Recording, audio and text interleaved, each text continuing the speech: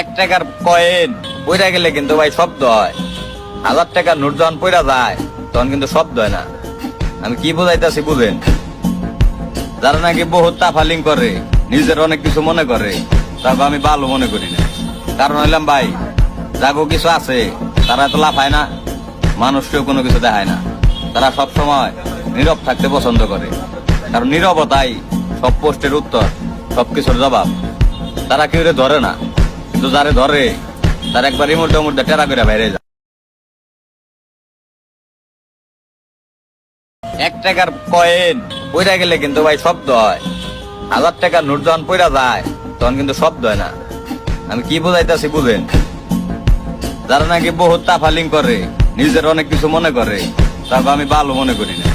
কারণ হইলাম ভাই, যাগো কিছু আছে তারা তো লাফায় না, মানুষকেও কোনো কিছু দেখায় না।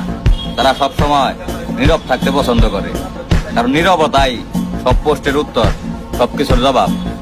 তারা কেউ ধরে না, কিন্তু যারে ধরে তার একবার ইমুরটা মুরটা টেরা করে বাইরে যায়।